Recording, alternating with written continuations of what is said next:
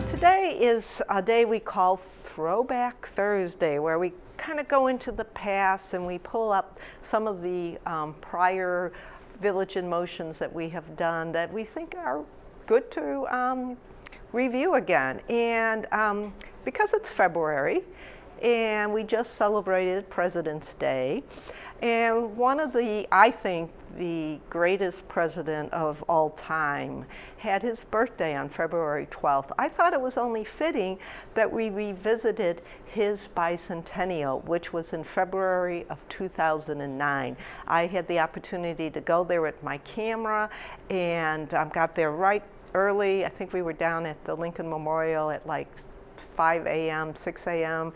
So you get to see some really beautiful sights of the Lincoln Memorial, and you get to partake in history.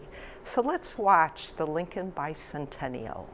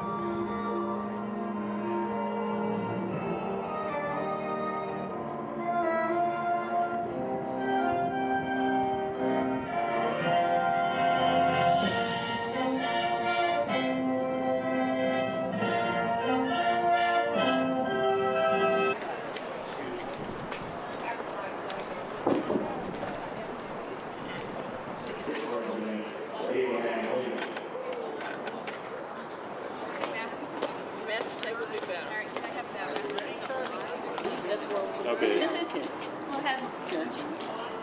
Chief Justice Williams. Yes, yes. You're going to be at We dare to dream these days. I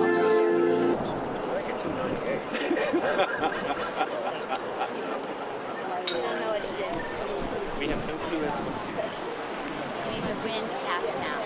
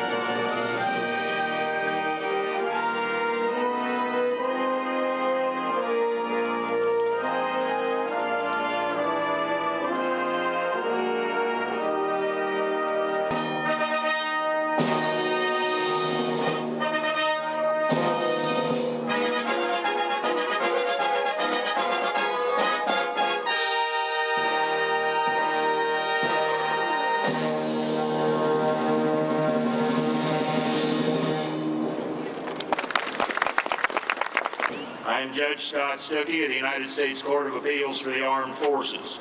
On behalf of the Military Order of the Loyal Legion of the United States, the Military District of Washington, the National Park Service, the Abraham Lincoln Bicentennial Commission, and the Lincoln Birthday National Commemorative Committee, I welcome you to the bicentennial celebration of the birth of America's greatest president, Abraham Lincoln.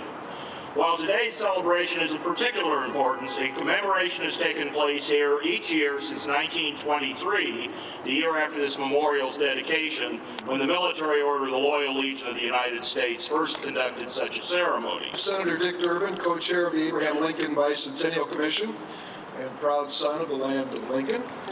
My co-chairs on the commission, Harold Holzer, who will speak to you in just a moment, and our Secretary of Transportation, Ray LaHood. I want to acknowledge all of their work and the work of all of the Bicentennial Commission members.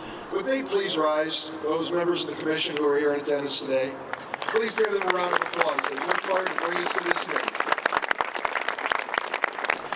Thank you, Senator, and I join my co-chairman, Senator Durbin, and Secretary of Transportation LaHood, in expressing our joy and pride on this historic morning as we officially launch the 200th birthday of Abraham Lincoln. And what more fitting and proper place to do so before what is arguably the most impressive Lincoln icon in the world, built in response to his 100th birthday, and ever since the national backdrop that magisterially frames events that have redefined our country.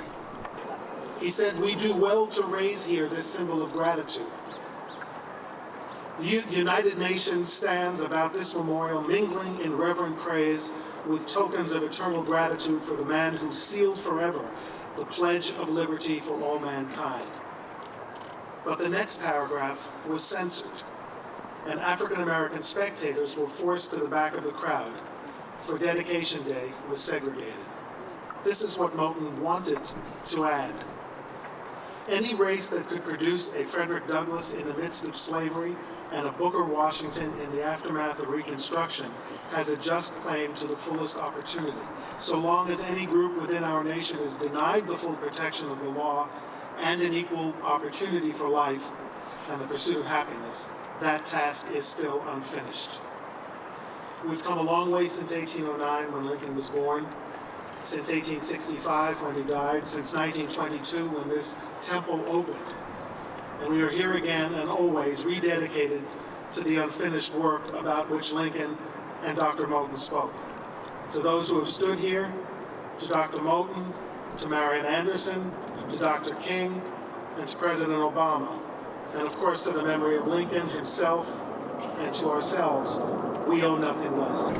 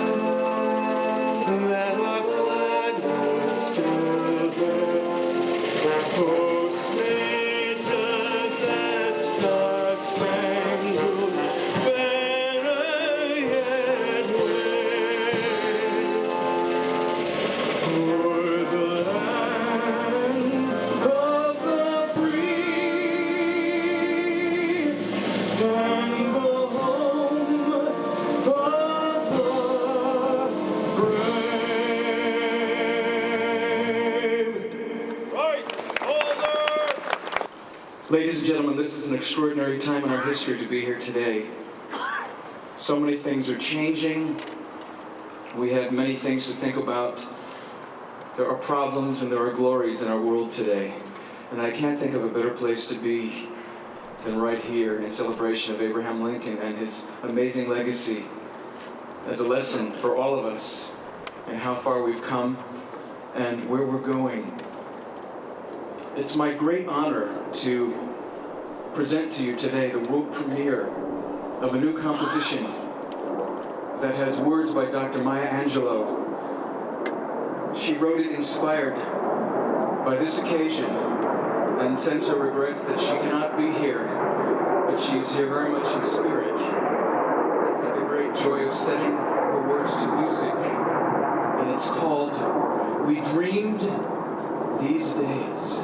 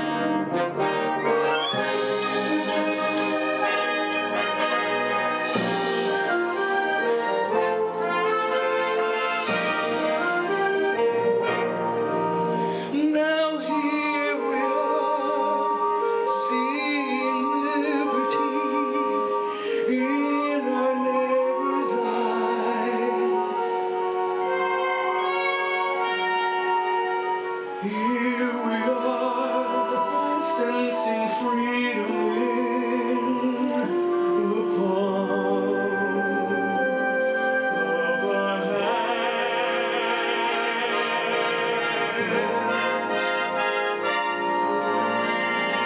Dare to dream these days when the love of liberty was in the air we dreamed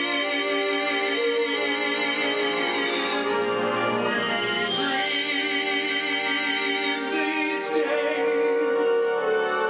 We dreamed these days. We dared to dream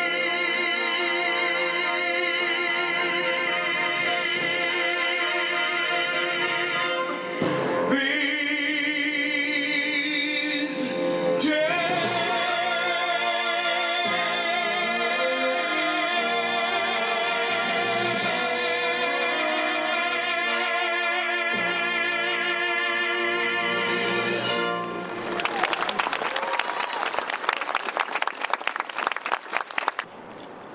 Let us pray. Nearly 146 years ago, in a little cemetery in Pennsylvania, Abraham Lincoln defined democracy as government of the people, by the people, and for the people. You, Almighty God, may have looked upon this nation in the 19th century as a modern democracy in infancy, and in the 20th century as our adolescence.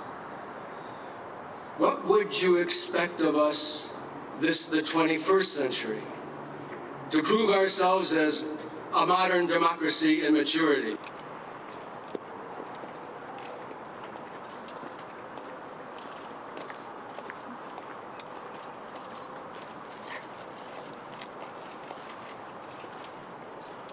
Present.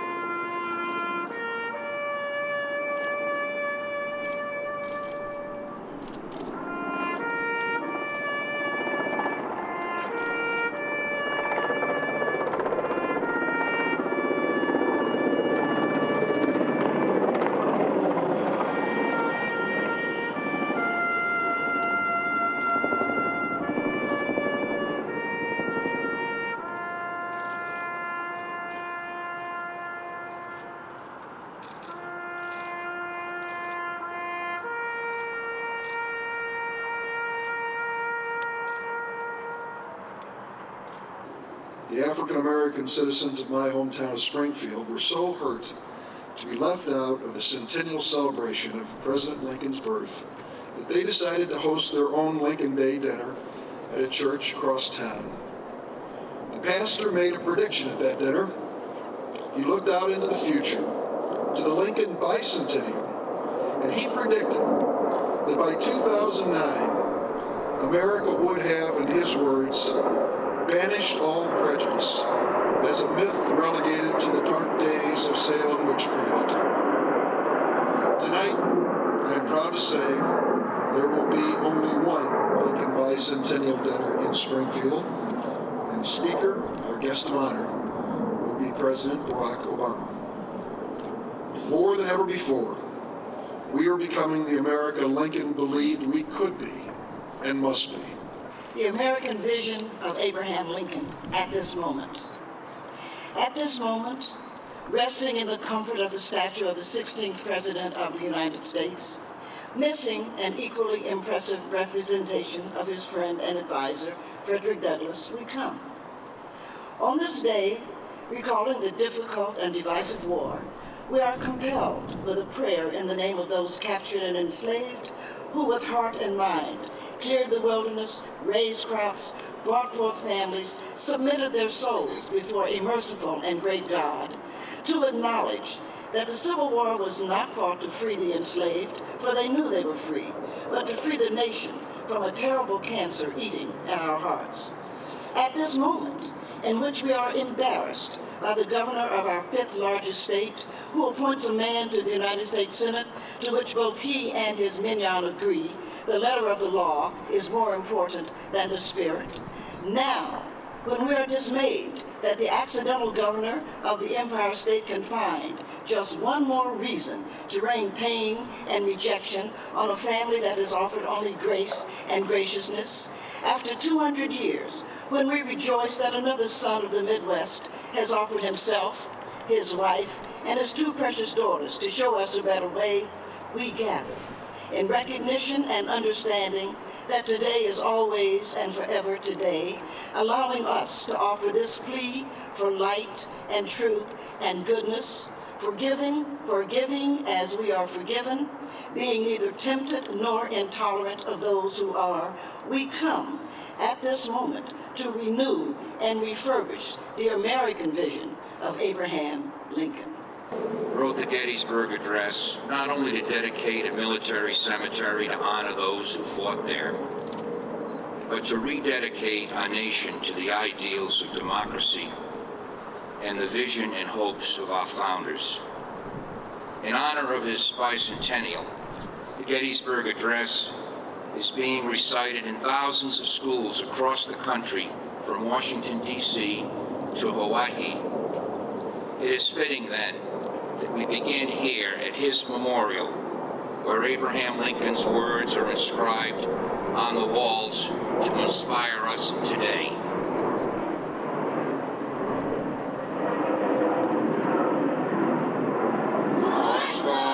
Seven years ago, our fathers brought forth on this continent a new nation, conceived in liberty and dedicated to the proposition that all men are created equal. Now we are engaged in a great civil war, testing whether that nation or any nation so conceived and so dedicated can long endure. We are met on a great battlefield of that war. We have come to dedicate a portion of that field as a final resting place for those who here gave their lives that that nation might live. It is altogether fitting and proper that we should do this. But in a larger sense, we cannot dedicate, we cannot consecrate, we cannot hallow this ground. The brave men, living and dead, who struggle here, have consecrated it far above our poor power to add or detract. The world will little note or long remember what we say here, but it can never forget what they did here. It is for us, the living, rather to be dedicated here to the unfinished work which they who fought here have thus far so nobly advanced. This would be remaining before us. Take increased devotion to the cause for which they gave the last full measure of devotion, that we here highly resolve that these dead shall not have died in vain. This God shall have freedom. And that of the people, by the people, for the people, shall not perish from the earth.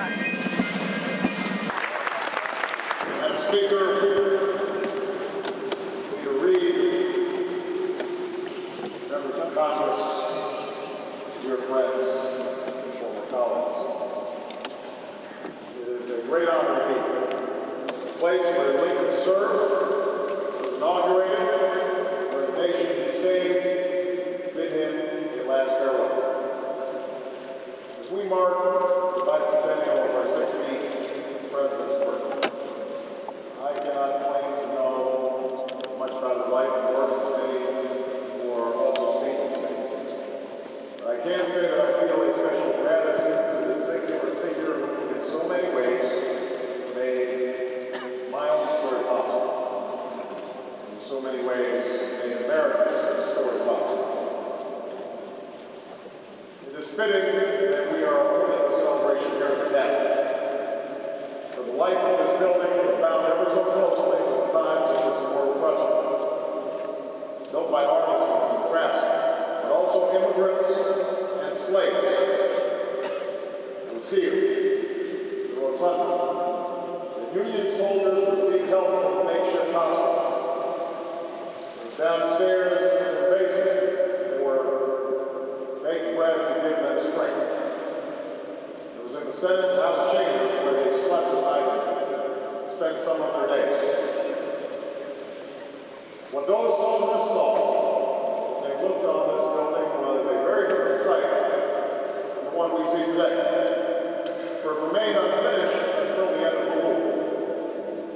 The laborers who built the dome came to work wondering each day whether that would be their last, whether the metal they were using for its frame would be requisitioned for the war and melted down the bullets. But each day went by without any orders to halt construction, so they kept on working, kept on building. When President Lincoln was finally told of all the metal being used here, his response was short and clear. That is as it should be. The American people needed to be reminded, I believe, that even in a time of war, the work would go on. The people's business would continue. That even when the nation itself was in doubt, its future was being secured. That on that distant day, when the guns fell silent, the national capital would stand with a Statue of Freedom at its peak as a symbol of unity in a land still mending its divisions. It is this sense of unity, this ability to plan for a shared future, even in a moment where our nation was torn apart, that I reflect on today. While there are any number of moments that reveal that particular side of this extraordinary man, Abraham Lincoln, that particular aspect of his leadership, there's one that I'd like to share with you today. In the war's final weeks, aboard Grant's flagship, the River Queen, President Lincoln was asked what was to be done with the rebel armies once General Lee surrendered. With victory at hand, Lincoln could have sought revenge. He could have forced the South to pay a steep price for the rebellion. But despite all the bloodshed and all the misery, each side exacted upon the other. Despite his absolute certainty in the rightness of the cause of ending slavery, no Confederate soldier was to be punished. They were to be treated, as he put it, liberally all around. What Lincoln wanted was for Confederate troops to go back home and return to work on their farms and in their shops. He was even willing, he said, to let them have their horses to plow and their guns to shoot crows with. That was the only way we could really repair the rifts that had torn this country apart. It was the only way to get the healing that our nation so desperately needed. What Lincoln never forgot, not even in the midst of Civil War, was that despite all the divisions, North and South, black and white, we were at heart one nation and one people, sharing a bond as Americans that could bend but could not break. So even as we meet here today, at a moment when we are far less divided than in Lincoln's day, but when we are once again debating the critical issues of our time, and debating them sometimes fiercely, let us remember that we are doing so as servants of the same flame, as representatives of the same people, as stakeholders in the common future. That is the most fitting tribute we can pay. The most lasting monument we can do to that most remarkable event